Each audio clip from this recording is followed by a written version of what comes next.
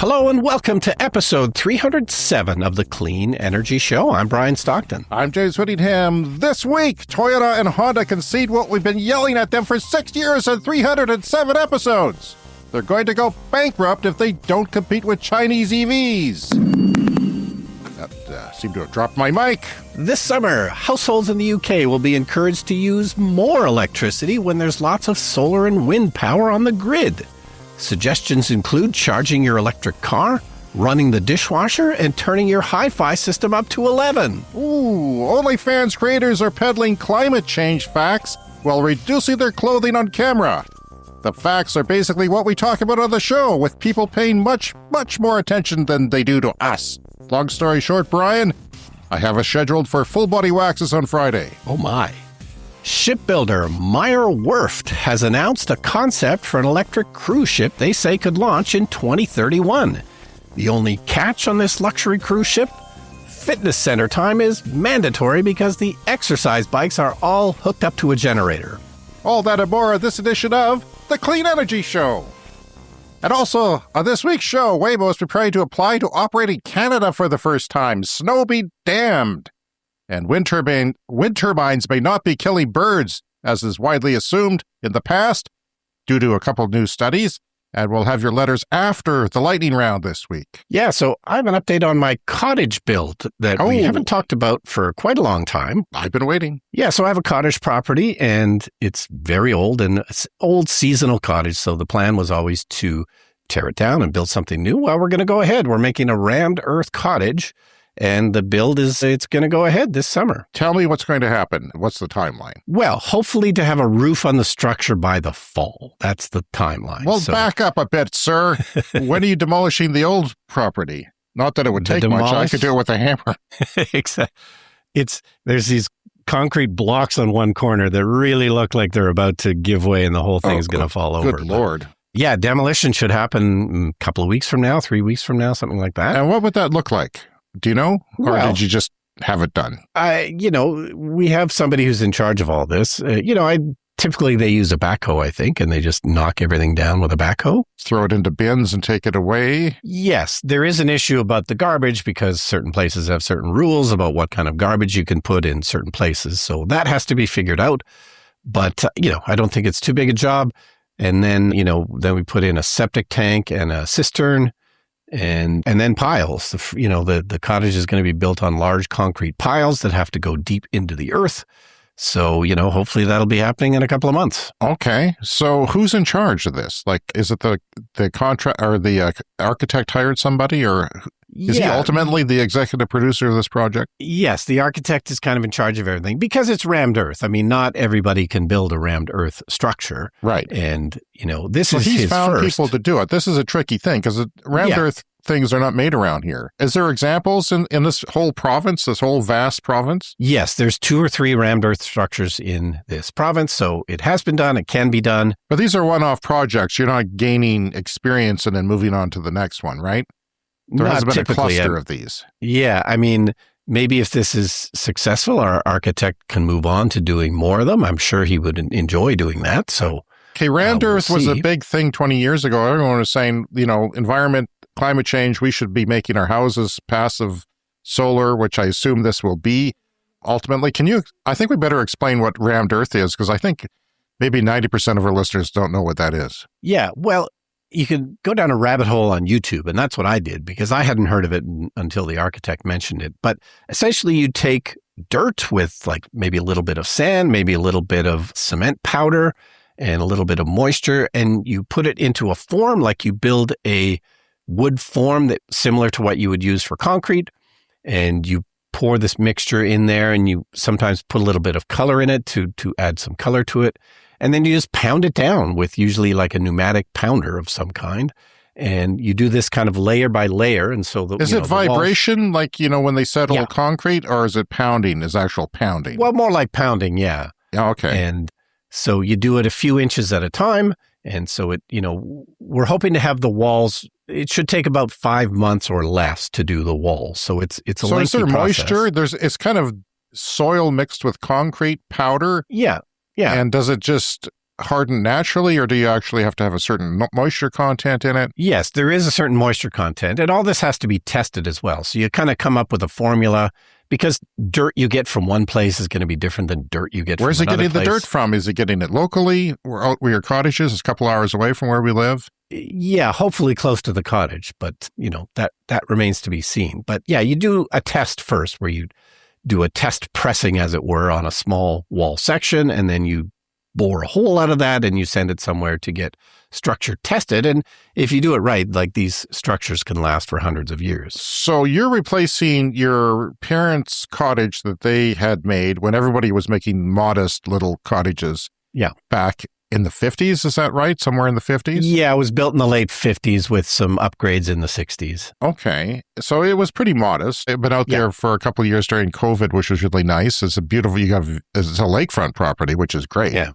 The people on either sides of you have built $1 million-ish mansions. Like they're quite big and nice. And at least one of them is living out there year round, right? Yeah.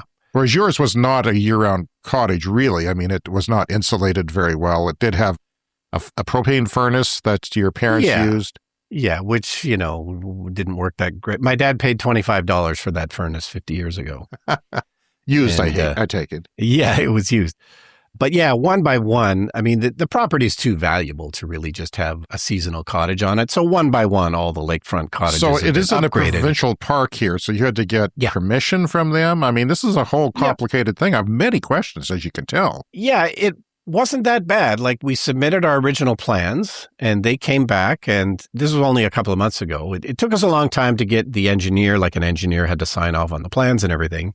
So you submit to the park, and they looked at it and they identified a couple of things that they weren't happy with. So they sent the plans back to us. So we made like 2 quick changes and then they approved it. So it's very sustainable because you're using earth mostly. I know some concrete, which is not sustainable right now. Yeah. It's well insulated because of that. Yeah. And it also retains heat from, like a summer day and disperses it slowly. I'm assuming it's a 1-story? Yeah, it's a bungalow, and then there's a garage at the back that's going to have a living space above it. And the garage is actually going to be conventional construction. It's sort of going to be a separate building. Right. And that will not likely be built until the following summer. So we're going to concentrate on the rammed earth portion this summer and hopefully get a roof on it. Will it be a conventional construction for the garage and guest suite? It will be conventional. Yeah. Okay. So it's all about this. So it's a bit, aren't you a little nervous because it's not done very often. I mean, people were building, straw bale homes out of bales of that. There was risks involved with that. I'm a big fan of architecture, and that's the main reason I'm going ahead. And I made a short film about Joseph Pettick, a famous local architect here where we live. That's on YouTube if you want to look for it. It's called The Man Who Built My Childhood. And I interviewed him. He passed away a few years ago, but he built buildings through the 60s and 70s and 80s.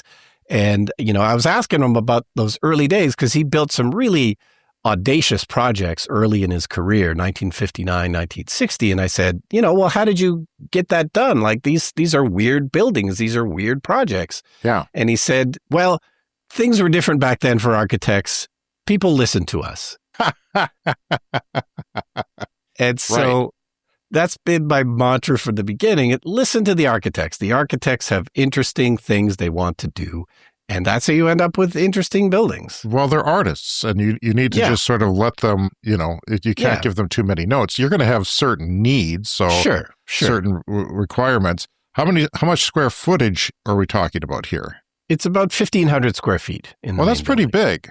Yeah. For a 1-story on that property. Is it going to be deep, like between the lakefront and the back? Yeah. Is that where you're not going to expand laterally to the neighbor's direction much? No, exactly. It's more like a strip that's going to go in the middle of the lot. When did you first talk to the architect, period? When did you first approach him about a cottage? Wow. Like the first conversation was probably 5 years ago. Right. And when did rammed earth come up? I didn't know it was his idea for rammed earth. I assumed because you're an environmentalist, it would be your idea, but it was his idea. No, it was his idea. He's interested in those interesting things. He's interested in sustainable things. And so, I had to learn about it. I went on YouTube. There's one like David Suzuki and Randy Bachman. That's a famous one on YouTube. Randy Bachman, the famous rock star from the Guess Who and Bachman Turner Overdrive, he has a famous rammed earth house in the west coast of Canada. So, that's a good video that gives you a little introduction. So, yeah, I was sold right from going down that rabbit hole. It seems like it's a great kind of building to live in. Like they're very livable aesthetic. buildings. It's very natural inside. Yeah. You don't necessarily feel, and it's great for a cottage on a lake because you want to be in nature, and this sort of, keeps you there without isolating you necessarily from the aesthetic of nature and the feeling. Yeah. And it has the stability of something like concrete because they're very thick walls like rock kind of. Yeah. But they're more organic. They're more breathable. So the wall can kind of absorb moisture and then release moisture. It's a bit more of a living thing than, concrete, which is really just, a hunk. Well, I hope that you will make some trips out there during the construction process just to have a look, even though you're not going to have anywhere to stay. Yeah. Maybe overnight in a hotel somewhere, maybe. Yeah. Just take some pictures and maybe a short video clip for our Patreon page, because I'm sure our listeners would be very interested in everything that's going on. Whether you know about rammed earth or not, but I was very interested in about 20, 25 years ago, and I thought, well, I'm never going to get a house like that. I can't renovate a house in Regina. I could have mine burned down and rebuild it as rammed earth or something, but who would I get? And, it would add to the expense and everything. But it's interesting because, your cottage, I was out there during some heat waves, and it gets very hot during the day. It can get very hot. And you're going to have a heat pump to cool it and heat it, so that doesn't matter. But I think just alone the rammed earth aspect of it will have a concrete floor. Yes, it'll be a concrete pad that it's put on. Yeah. Will it be heated in the floor or elsewhere? Yeah, that's the plan, to run piping through the floor and have nice. indoor heating. Yeah, that's the most comfortable way to go, I think. And it's also the best way to store the heat too, is in the concrete slab. Yeah, because then the concrete slab becomes thermal mass along with the walls. So, on a sunny day in the winter, all of that mass absorbs a bunch of heat and, holds the heat. So even if it's a time when you don't have the air conditioning on, you open the windows, you get a nice draft through, it cools the house down, cools the concrete down, and that sort of still stays throughout the day or much of the day, and it's a thermal mass that helps regulate the temperature. Yeah, because in a seasonal cottage like we had with basically no insulation, like as soon as it gets warm out, it immediately heats up inside the cabin and immediately becomes too hot. So, insulation helps you both in the summer and in the winter. Is there backup heat for the heat pump? Well, there'll need to be some kind of electric backup, but we haven't figured that out yet. So if you're not there, you just need to keep the pipes from freezing, basically. Yes. But that would probably only be in very cold weather, so you'd have to make sure that you had enough electric heat to keep it a few degrees above freezing level. Yeah. Okay. Yeah. No, that's the plan. We'll have to work that out. Have you figured out how to hang pictures on the wall? Because that confuses me. Yeah, that's a tough one. I don't know. Because yes, the idea is there's no drywall on the inside walls. The rammed earth is the finished wall on the inside and the outside, which is great because it's low maintenance. But yeah, in terms of hanging pictures, I wouldn't want to bang a nail into that. There's got to be a way to do. I know there's a way to do it. I looked it up once. Well, maybe hang from the ceiling or something, like you can. Sure, you could do that. Hooks at the top of the wall, something like that. Anyway, okay. Well, it's very interesting. You'll keep us up to date on that. Are you going to miss anything from the cottage? Is it a sentimental event when the thing gets torn down, or is it a good riddance type of thing? I'm not a sentimental type. To me, it's. I'm into creating new traditions. So yes, people tend to hang on to traditions, but I'm into starting new traditions. So I went to see my brother. I told you a couple of weeks ago for the first time in a while, he's hanging on to a car he bought in 1995 for sentimental reasons. It's in his driveway, driving the neighbors crazy. It's a Geo Metro beige. It did not have a radio because he requested it not have a radio lest it might get stolen. So they had to get a special from probably the first one ever not to have a radio. I can't imagine. I mean, there's probably a couple of my brothers around, but he paid for it in cash. I think it was $10,000 or something. Walked in there with cash because he doesn't do credit, which kicked him in the butt when it came time to take over my mother's house when she passed away. Oh, no doubt. Because he didn't have a credit rating at all. Not even a credit card or a checking account, nothing like that. So. But that's another story. Brian, we're recording this on Tuesday. And as we always do, our Patreon listeners get it Tuesday afternoon, and we come out on Wednesday everywhere else. Gas excise tax in Canada of 10 cents a litre has been cut. So next week, the government of Canada is making it cheaper for people to drive gas, which is the opposite of the carbon pricing, which put a price on pollution. Yes. They are taking it off now. This goes, I don't know what it goes to nationally, but it's kind of like a road tax. And I think it's only like 4 cents a litre for diesel, so it's less of it. It's, we're paying, the average in Canada is like $1.73 a litre nationally on average. And if you're in the United States, as most of you are, that's $6.55 per U.S. gallon. And that's a lot. So it's taking a small portion off of that. But in the United States, it's only $1.15 a litre on average right now. I looked it up. Yeah, converting. And this is going to dethrone Trump, $1.15 a litre? You people have no idea what you're dealing with. I'm surprised anyone's going electric in the States. Of course, it varies widely by state. Like California's, as much as $8 in San Francisco. We had the other week. I also wanted to talk about in 2023, I noticed people posting graphs of how great solar is. And I noticed that in 2023, the graph goes straight up. Like it's the start of an S curve, yes, but then it goes straight up, like almost completely vertical. Yes. When an S curve goes like that, I believe it's called a hockey stick. Right. And so it starts going up very slowly at first from 2000, 2005, ticks up in 2010, starts going up a bit in 2015, hits 2020, starts going up pretty much like you would expect on an S curve, but then 23, it goes straight up. And the reason why is because, the pandemic threw a monkey wrench into a number of things. The petrol prices went up, energy prices went up, conventional energy, which is the polite way of calling polluting energy, went up. Overcapacity and mass manufacturing expansion in China led to a glut of solar components, cutting module spot prices by 50% between December 2022 and December 2023, which is a lot in 1 year. And I think we might be facing a similar situation with other forms of energy right now, because we have an energy spike in gas and LNG, natural gas, and now EVs are more common. So we might see the same thing now.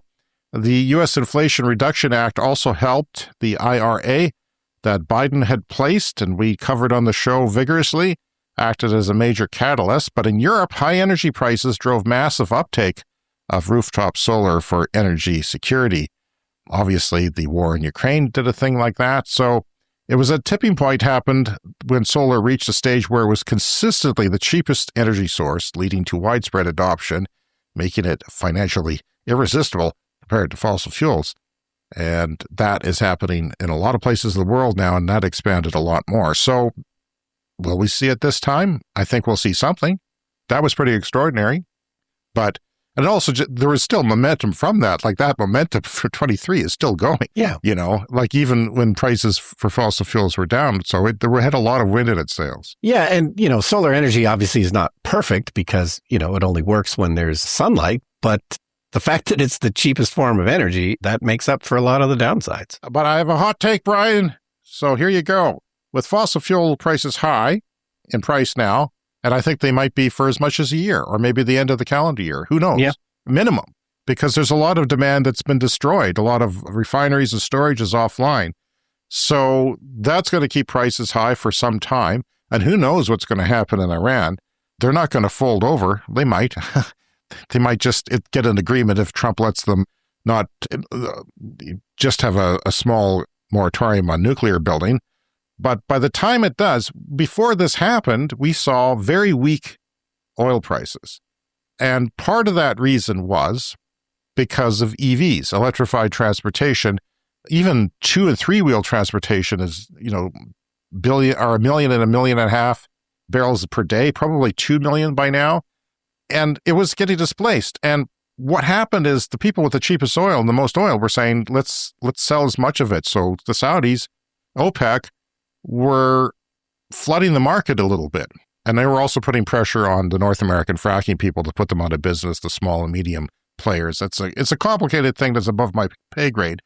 But we saw a lot of weakness in oil prices then. My take is that when the dust settles and the oil starts getting produced again, we're going to see a whole year of that electrification that has expanded throughout the world And suddenly it's going to be even worse, and it's going to be a huge shock, particularly where you and I live, where we rely on oil revenue for our government. Like, we have to put money, they're going to not be able to, they can't do very well right now, but they had a big deficit this year. Yeah.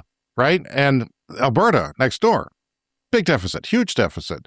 Their butts were saved by this Iran crisis. Like, they're going to now, look good by the end of the fiscal year. But I'm telling you, 1 year from now, those prices, if there's not further conflicts, and I don't know how there can be. I mean, China and Taiwan is certainly a big question. Did you see that the Chinese embassy in Washington is putting up barbed wire around their embassy, and people are wondering, why are they doing that? So that was kind of disturbing. Yeah. But yeah, I just think that we're going to see when the dust settles from this, all this is still going on in the background and even increasing because of the prices. So what's going to happen when the oil starts to flow again? I think those prices are going to be pretty cheap. Yeah, well, many of the stories that we've been talking about lately, of course, are about just accelerating clean energy because of the oil shock that's going on right now. And in somewhat related news from The Guardian, UK homes this summer are expected to be asked to use more power. So this is the thing that happens when you get a little too much clean energy on the grid, because you get a sunny, windy day and boom, you might end up with more power on the grid. So they're expecting a lot of clean energy on the UK grid this summer. It has been surging lately. They hit 2 all-time highs recently on 2 consecutive days that were sunny and windy just a couple of weeks ago. And, guess what happens when solar and wind hits a peak like that? Well, they don't have to burn natural gas. So natural gas consumption dropped to a 2-year low because of those recent sunny, windy days. It's just wild that sun and wind can displace burning, polluting gas, but it definitely happens. So this summer, it's expected the UK is going to achieve 100% renewables on the grid for certain periods of time when those, sunny, windy days are happening. They're also expecting to be a net importer of electricity from Europe, which is expecting to have a lot of nuclear power and renewable energy this summer. So we covered on the show back in 2024, the UK phased out coal. After 142 years of coal power in the UK, they became the first G7 country to phase it out completely. So coal is gone. Their grid is now going to achieve 100% renewables for brief periods of time this summer. So they're going to work with, the different energy suppliers around the UK, and they're going to offer heavily discounted or possibly even free electricity to customers during specific periods when they know that the energy system is going to have a surplus of clean energy. There's already different rates paid. It really shows the importance of having a smart grid and having smart meters on everybody's houses so you can play with these things. If you don't have the option to, reduce the cost to zero, it really reduces what you can do with the grid. But yeah, this is the first time that they're going to be using those rates to really kind of balance out the grid this summer. Because, if you don't tackle it, having too much energy, there's worse problems. But if you're not able to use it, it can lead to blackouts. Yeah. And I think that we talked about how places in the world not only are having more expensive energy, they're having a shortage of it, depending on where you are. I was looking at the shipping routes to Australia to get diesel there. Yeah. There's 3 ships coming from the port on Western Canada in Vancouver carrying diesel all the way to Australia, which is a bit of a drive on the ocean. So, it's pretty extreme. And what happens, though, is that they'll have maybe a stockpile of natural gas thanks to renewables that they can have for next winter if there's a shortage or if the prices are high. And that will be very helpful to them. Also, I'm thinking they need more storage, obviously. Yep. If they have to worried about curtailing renewables, then they need more storage. Yes, and more intergrid connections, which is something they're planning to work on and expand. If they just had more intergrid connections to other places farther away that do need power, eventually this stuff won't be a problem once they have more batteries and once they have more connections with different grids. Right. Well, hopefully battery prices will come down and just like more people are putting solar on the roofs, more people can put batteries in their homes. Or better yet, if you already have an EV, if you're a driver, you can put your car to use and store some of that energy. But it's tough if you do drive to work. Yeah. Because then your car is not at home during the week. Yeah. It is on the weekends, but yeah. But actually, the weekends are where they have the most energy because the businesses and factories aren't working and they have even the most. So maybe you wait. In the summertime, you could probably charge your car once a week for free on like a Saturday afternoon or something. Or maybe you spread it over 2 days if you have to, if you have a really big car. And then you're driving for free. Yeah. So, that's not all going to happen everywhere. It's a possibility, though. That's one way to do it. And people don't think about all the different possibilities that are going on. And speaking of possibilities, Brian, we started this podcast 6 years and a couple months, 3 months ago? Yeah. We've been talking a lot about things, and sometimes people think, our listeners, loyal as they may be, think we're crazy, think we're wrong about something, a little too enthusiastic. We talked about Honda and Toyota, not being laggards on EVs, and that's going to come and kick them in the butts by around 2030, we figured. Said that a lot. We had an email from a guy who worked in a Toyota factory. He says, no, we're getting a Toyota EV, which turned out to be the BZ4X, which is named in a way that they would want to sell a lot of them. The BZ4X. Yeah, people were jumping on that. And also, the wheels fell off 2 weeks in, so they had to recall it for wheels falling off due to poor lug nuts, not the tightness of the lug nuts, the poorness of the lug nut. So they really were not putting their effort into those EVs. And we've been saying this for years, and nobody believed me. And I'm sure a lot of people still don't believe me, but the CEOs of those two companies said the exact same thing this week. They said those very things, because they finally went to China to have a look what was going on. Finally. Like, how could you run $1 billion company and do that? I'm just a guy with a podcast. I'm a simple man, mortal as I am. China's auto industry is moving insanely fast. Ford, Toyota, and Honda are all basically sounding the alarm finally. Toyota's Koji Sato says straight up, if Toyota doesn't transform, it won't survive. Dramatic pause. It won't survive. In other words, it will be taken over or go bankrupt. Yeah, and I will say that they're still doing okay. Toyota is the world's largest automaker, and they are still making sales, and, they've started to drop a little bit. But, it's coming to get them. This isn't just about EVs. If the whole world wanted hybrids, and I hope they don't because I think that's a mistake, even plug-in hybrids, they would still be overtaken by China because China is doing better manufacturing, more efficient manufacturing. They're overtaking everybody. Chinese automakers can go from an idea to production faster than anyone on Earth. I think it's like as little as a couple of years. We've seen examples of that. That's how BYD exploded in growth and is now going global. A lot of the automakers in China are going global because they need to sell as many cars as they can. They have the capacity to do so. The problem, the legacy automakers take about twice as long to launch new cars.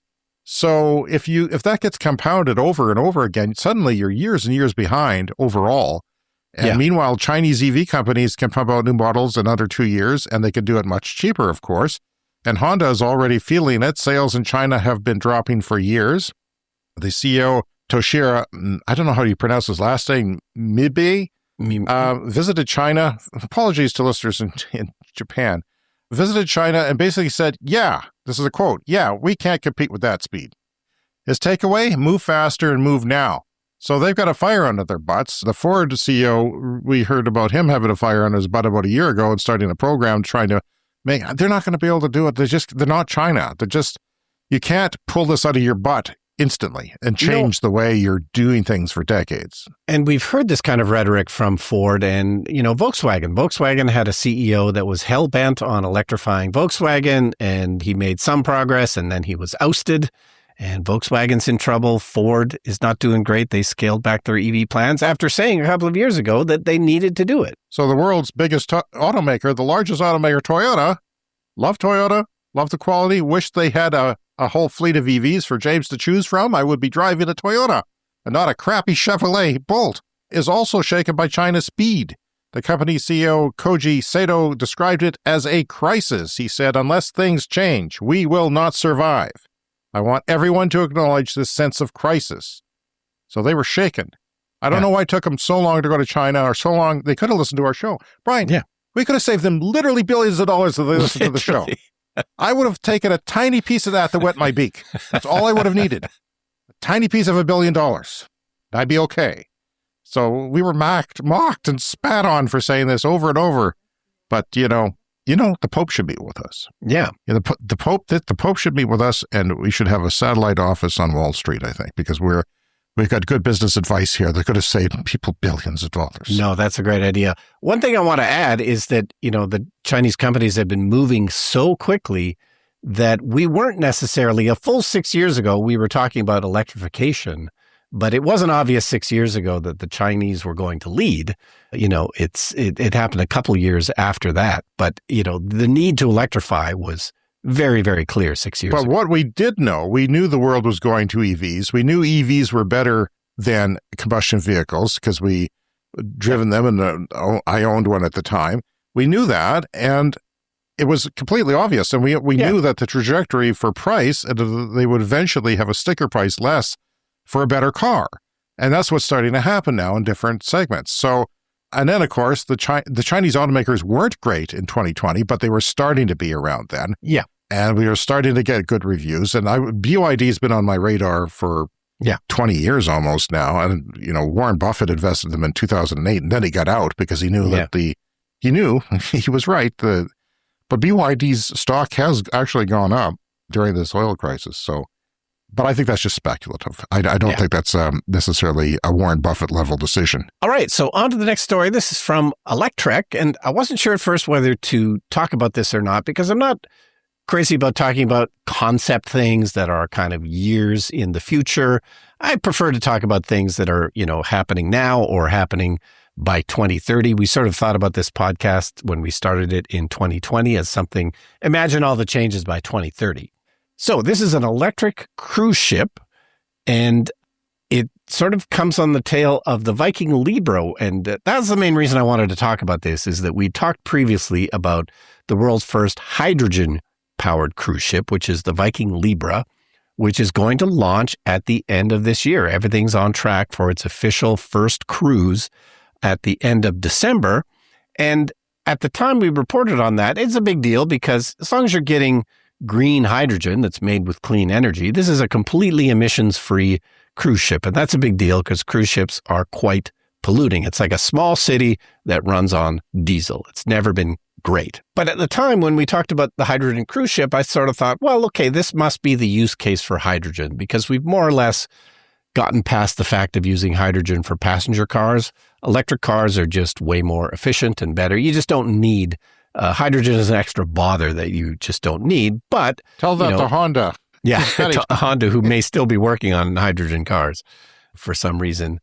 But it's like, okay, well, maybe that's the use case for hydrogen is cruise ships. And I assume that Viking did the math. Or any ship, really. Any ship, really. But I assumed at the time, well, they must have done the math and figured out, batteries aren't going to work for this. But guess what? Batteries should likely work. And so this company, Meyer Werft, this is a German shipyard that goes back to 1795. They've made 61 cruise ships over the years, and they're unveiling their concept next week called Vision. And this is a fully battery electric cruise ship that can hold 1,856 passengers. We don't have the full specs of this, but it suggests in the article that cruise routes in the Mediterranean would be a good use for this. Cruise ships often don't go that far. You, of course, do have ocean-going cruise ships, and they say in their press release that they may actually do a hybrid version. Mm-hmm. So you could have diesel backup and make this into an ocean-going cruise ship, but fully battery electric. It should do lots of European cruise routes without a problem. Although, like I say, they didn't release the specs for this, but they're going to unveil it next week. And if somebody wants to order one, they say they can build it and be ready by 2031. Well, my bank account's a little tight right now to order a cruise ship, but it seems like a good idea. Yeah. Now, this isn't a Shanghai to London cargo run. Yeah. This is, like you say, sort of along the coastline. I think it was 550 miles. Yeah. They were talking about.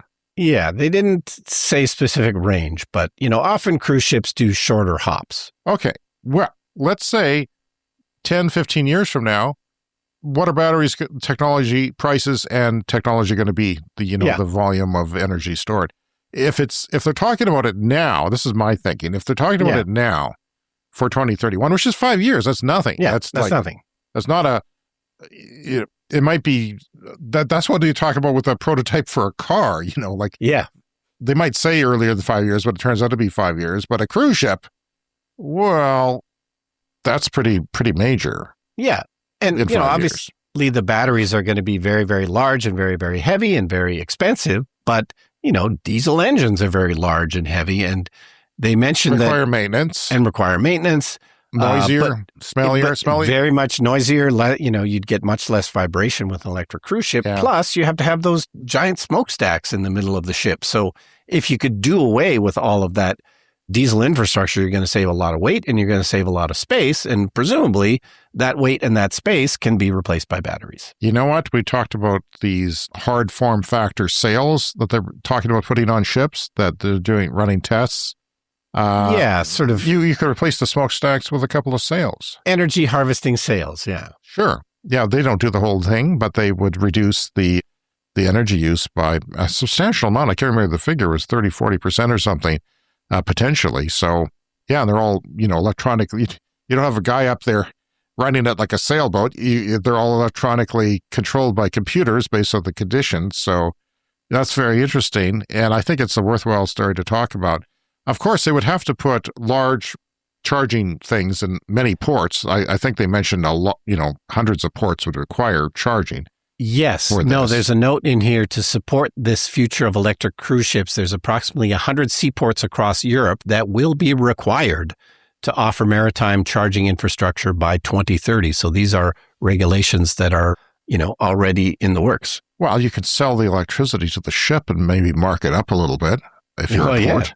Yeah. I don't know how much you can do that with diesel or other fuels that ships use, which is kind of the sludge leftovers from the refineries for most of the ocean.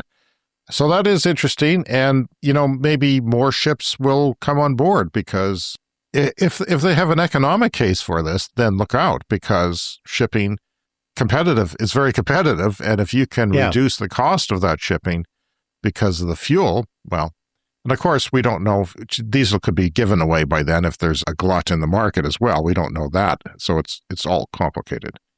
All right, Brian, 2 recent studies have re-examined the risk of birds entering in collision with rotor blades on wind turbines. We have a lot. Even the President of the United States even says that wind turbines are killing eagles. The precious eagles, which I like eagles. I'm still watching them. The chicks are doing fine, by the way, even though there's a snowstorm. Knock on wood, Big Bear Lake, California, on YouTube live right now. But he claims that, when people are putting eagle carcasses below, they caught somebody doing that once. There's all kinds of weird stories trying to get this wind away from us, this woke energy. But the research of 2 studies found that there was not a single collision. This is in Aberdeen Bay. The results from Aberdeen Bay show that modern offshore wind farms, this is offshore wind farms, can be operated with low risk to wildlife. Now, I've got an aunt who sometimes I get in, she's 85 years old. She gets into discussions with me about clean energy sometimes. She's for it, but she's old school. She's from the silent generation. And she thinks that she's heard that, like everyone else, you hear something negative and it sticks. It sticks like glue. Positive things, not so much, or, the later contradictory evidence. So there's been, we talked about one place that did a study with painting one of the blades black. Yeah. And then that reduced bird collisions a lot. But I wondered, why is there so many bird collisions offshore? Because they're quite a ways offshore and birds can't just fly around. They need somewhere to land.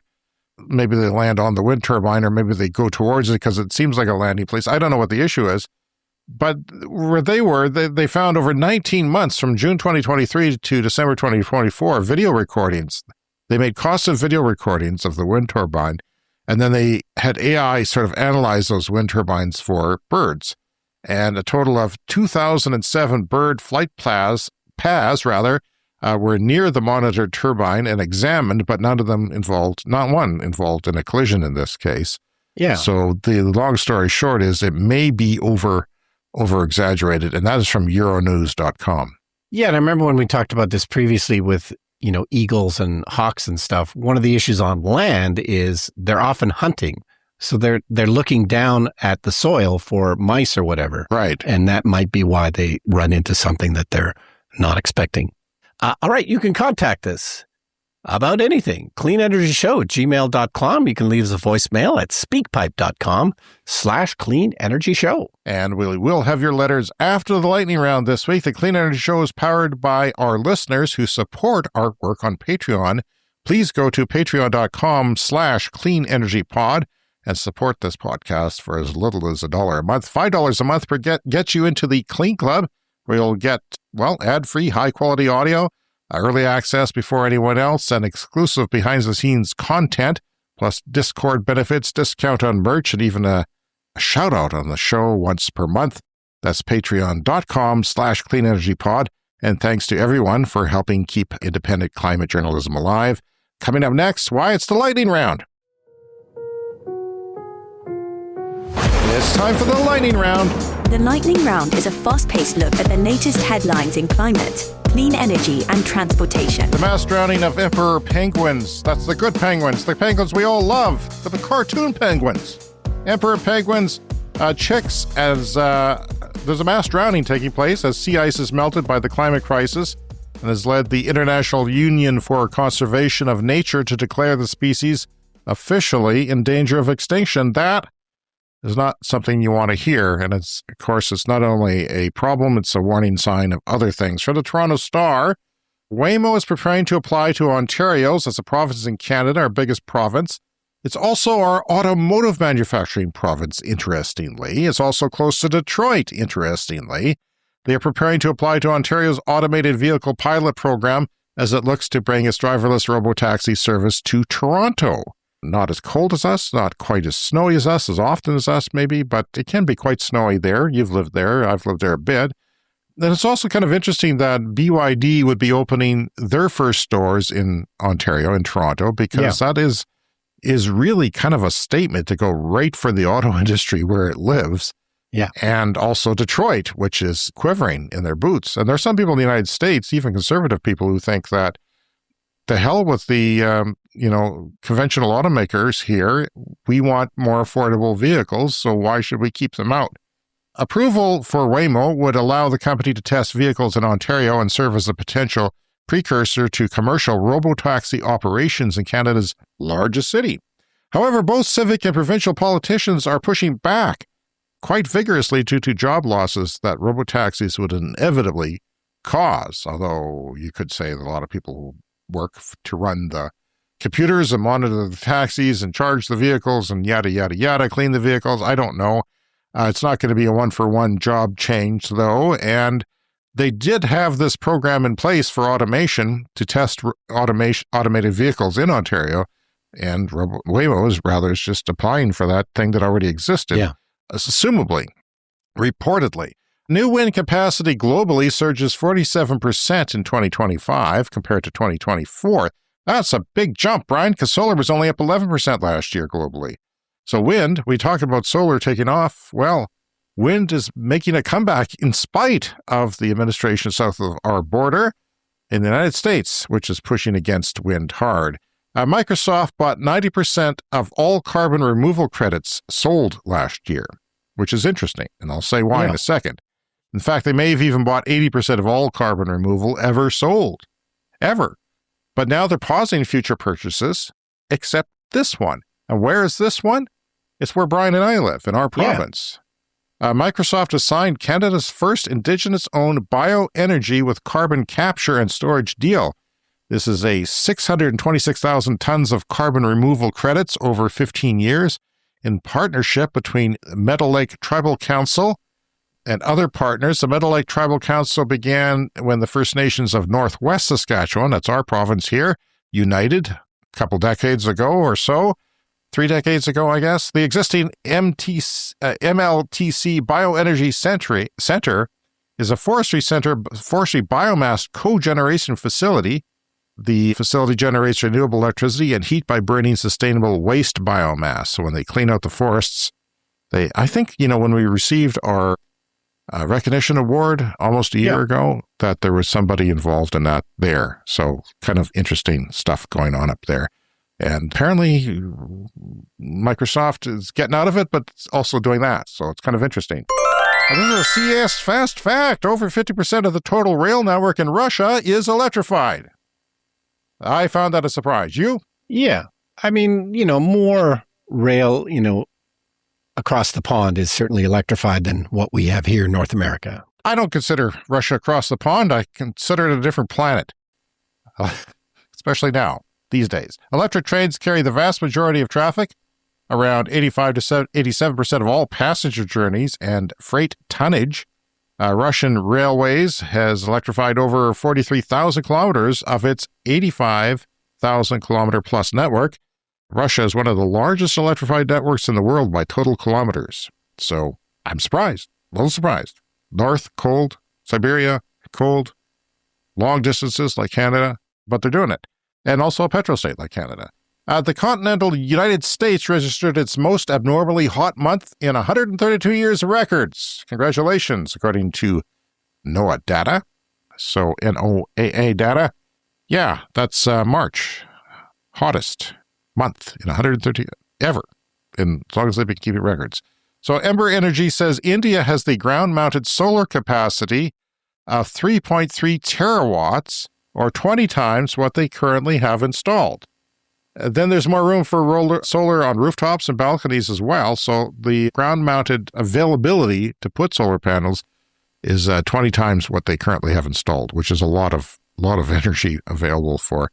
No shortage of space in India to electrify or to decarbonize with solar. Tesla gets FSD supervised approval in the Netherlands. Netherlands, big country for electrification, so they are going to have supervised, full self-driving beta. This is software that can drive you from point A to point B, whether it's city or country. Used Tesla prices are now up 15% in the United States due to the spike in gas prices. Maybe it's a good time for me to unload my Bolt. Yep. Yeah. Consumers of NextEra Energy, one of the world's largest solar and battery developers, they saved more than $1.1 billion in fuel costs between 2027 and 2024. During the same time, the cost of gas-fired power generation tripled in the United States. That's the new gas-fired power generation. To build new gas-fired power generation, 3 times. So basically what they're saying is natural gas ain't cheap and clean, which they've been going around saying. No longer the case because of AI, data centers, and such buying up all the turbines for natural gas. Yes. India added around 44.6 gigawatts of solar, speaking of solar in India, and 6 gigawatts of wind capacity in fiscal year 2026. That sounds weird because we just started 2026. Well, the way they do it, when they end the fiscal year early in March. So it's ending now, and that fiscal is what the fiscal year is. So solar and wind installations increased by 87.2% and 45.6%. That's an S-curve for you. If they put that on a graph, that would be going straight up. Thank you very much. Good for India. For the first time ever, heat pumps outsold gas boilers in Germany in 2025. 48% of all new heating systems installed last year were heat pumps. That is a reverse air conditioner, which transfers heat from outdoors to indoors efficiently, much more efficiently than using electricity just to generate that heat by itself. Gas fell to just 39%. A decade ago, heat pumps had just a 7% market share there. And now, taken off. Moving quick. Dutch government tests hydrogen ship for maritime operations. A pilot project will retrofit an existing vessel to run on hydrogen fuel cells. The goal is to reduce risk, so they're testing the risk of storing that hydrogen on that ship to not Hindenburg themselves and gather real-world data before a wider rollout. And sadly, smoke from Canada's 2023 wildfires linked to more than 80,000 early deaths worldwide, including more than 22,000 in Europe. Now, we had a listener in Switzerland send us photos of our smoke from our province in Canada, going all the way over there and other places, but mostly from around here in that area, all the way to Europe. And that's pretty sad. Pretty sad stuff there. I mean, it makes my life stink. I don't care for breathing smoke all the time. But 80,000 early deaths worldwide, From us? Yeah. That's nuts. We like exporting our podcast to Europe. We don't like exporting our wildfire smoke. Yeah. I mean, the world's going to burn more and more. And we're saying that we're ready for the wildfires now. We're going to be on top of them. That's what the government is saying. I don't know that they can be. I don't know that they are. I'm hoping for a better environmental factors this year so we don't burn up, but who knows what can happen. We're also expecting an El Nino year where it's going to be hotter than normal in the Northern Hemisphere in a lot of places. So again, with the IEEFA, based on current capital costs for new gas-fired power plants, Lazard estimates that power prices from these plants would be $107 per megawatt hour. And at these elevated capital levels, combined cycle gas plants, which are the most common, are no longer a low-cost electricity source. Yeah, so that's where solar and wind takes off even more. And finally, this week in the lightning round, Headline Nudes is a new web video series by Adam McKay's Yellow Dot Studios. That's the guy who made Don't Look Up and The Big Short, both films likely hated by Brian Stockton. I know the Don't Look Up was. I can't remember The Big Short. No, I enjoyed The Big Short. I didn't like the other one. Oh, finally. Finally a film that Brian likes. The series features short videos where the OnlyFans creators, OnlyFans is, if you don't know, it's kind of like a gig work for people who create their own erotica or pornography. Yeah. Don't personally have an account yet, but I'll explain why we might be getting one. So, the OnlyFans creators explained the climate crisis in bold, attention-grabbing ways. Now, I seen a report of their videos of what they're talking about. It's the same damn thing we talk about. The exact same messages that we have on the show here, but it's not registering with enough people, so they have models take off their clothes or, do weird things. That is to say, there's just not a lot of clothes involved by the end of these videos. So is this what we have to do to communicate the climate crisis? I don't know. The first video is called The Sun is Daddy. I'm too old to know what that means. The actor slowly removes her clothes while explaining that solar energy could meet our global energy demands with less land that is being used by the fossil fuel industry. Said on this show many times, but with clothes. We're doing it wrong. Maybe AI can just make me naked. We'll just have an OnlyFans version of the podcast in a flattering way. Her words were, Daddy is a giver. Still, too old to know what that means, quite. Is that the world? The world is daddy? I don't know. But he sure is. The Guardian says provocation is the driving factor here. And indeed, the Yellow Dot website makes it clear that it fully expects its uploads to be Instagram and YouTube to be removed on content grounds. And yet they're uploading them anyway, but it's creating press. Yeah. We're talking about it. We don't, it doesn't do them any good for us to talk about it because that's all we talk about on the show. But the videos will also be available on OnlyFans, where I'm sure they will not be taken down. So I guess we'll start building our OnlyFans channel this weekend. All right. Well, let's move on to the mailbag. So first letter here. Hi, James and Brian, regarding charging at hotels. The last time I was at a hotel, they didn't have any chargers free or paid.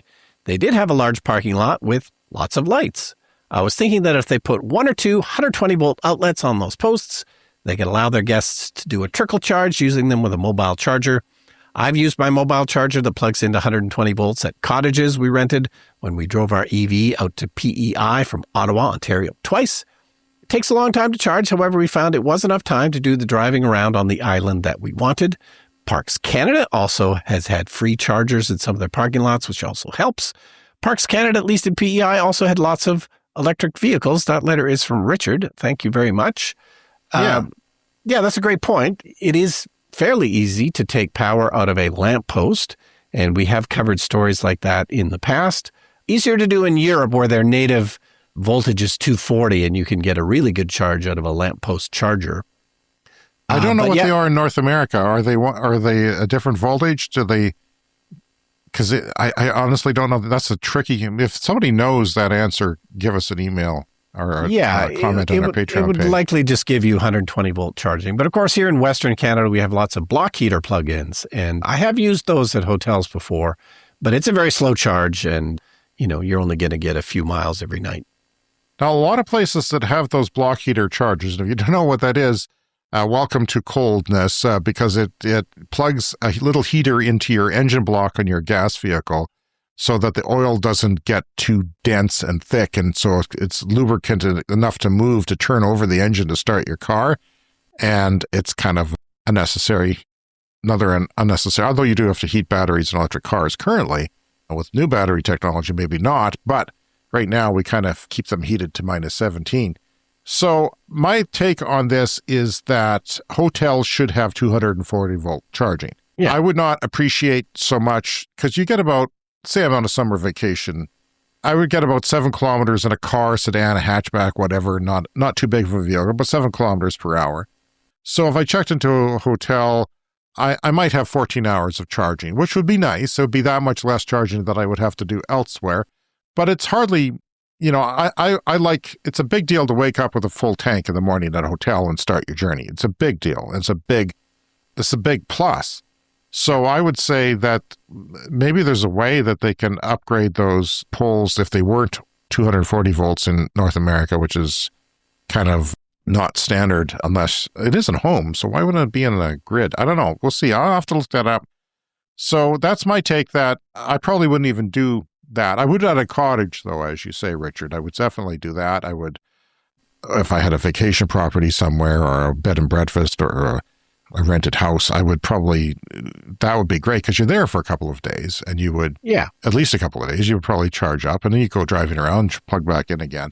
That adds up, but overnight at a hotel, not as much. And I think that they could put more chargers in the hotels if they shared the electricity. This is the same story with condos. If they use smart technology to sort of share. So if 4 people plug into 4 hotel chargers and they can only output so much wattage, well, if you gave 2 kilowatts each, that would be almost enough to fill them up all overnight. One fills up and the others go up in wattage and output more. So that's a possibility of sharing a group of chargers. And I think that's the future, definitely the future. Here's another letter.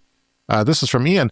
He says, "Hey guys, love the podcast. You mentioned on the last one that people in the United Kingdom could protect themselves from current high energy prices by going electric. Not so, from what I understand from watching Everything Electric. It seems that the system is rigged in the UK by electricity prices being based on methane, that's natural gas prices. They base the electricity prices based on what natural gas are, even though a big chunk is wind generated. Ouch," he says. Cheers, Ian.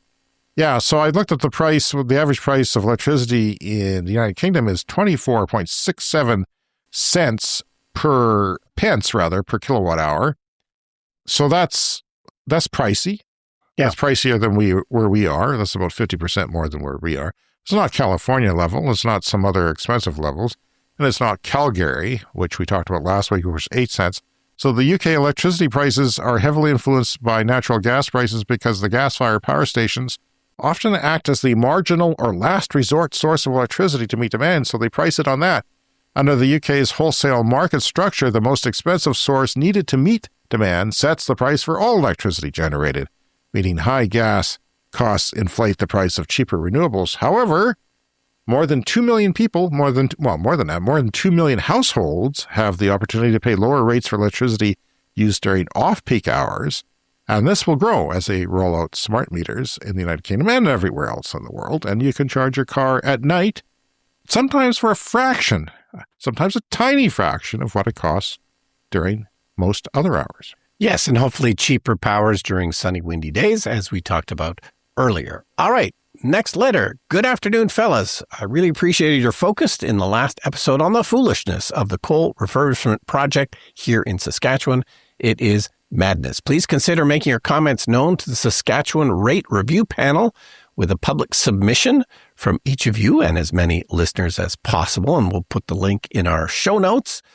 Of course, most of our listeners aren't from here, but anybody who is from around here, from Saskatchewan, you can go to that and leave a comment. So the letter continues. It's great that you create awareness on your show, but I think encouraging your listeners to take important action via the public feedback channel above is important. On another note, one of our 2 climate litigation actions will be back in court in Regina on April 17th at 10 a.m. I anticipate that there may be folks demonstrating outside the courthouse from 11 to 1 or so. I will be in the courtroom making submission urging the court to allow our appeals so that we can proceed to a hearing on merits. A press release from our client, Climate Justice Saskatoon, can be found on their website, climatejusticesaskatoon.ca. James will put that on the Patreon page. Thanks for the great work on the show. That is from Glenn. Glenn is doing amazing work trying to fight the foolishness of coal in court here. Yeah. And, I'm itching to get to a climate court hearing, and I've never sat on any. I've been on a jury selection once, which was for a murder, I think. Sure. I didn't get selected. I had finals in university. I got out in that for that reason, thankfully. But and people sometimes they have PTSD from going through trials like that. But hopefully not this one, Glenn. Hopefully that is unpleasant as it may be. I would love to be in court. I'm not healthy enough to demonstrate. I've determined that. Not yet, but I will one day, hopefully, after my operation and a year of recovery.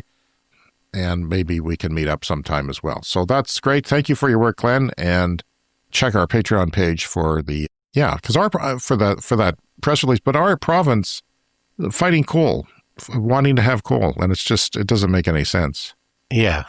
No, and as we reported last week, they just spend $313 million a year just on buying the coal, on mining the coal, and all the clean energy you could build for that. It's insane. All right, you can find us on social media like TikTok, Instagram, and Blue Sky. We're Clean Energy Pod. That Patreon is patreon.com/cleanenergypod. Email cleanenergyshow@gmail.com. And as always, remember to hit that follow or subscribe button, and new episodes every week. And a shout out to our most generous Patreon members in the Clean Club Executive Branch, Green Bastard, Brent Routley, and Tiernan. Thank you all for supporting the podcast. We'll see you again in 7 days. See you next week.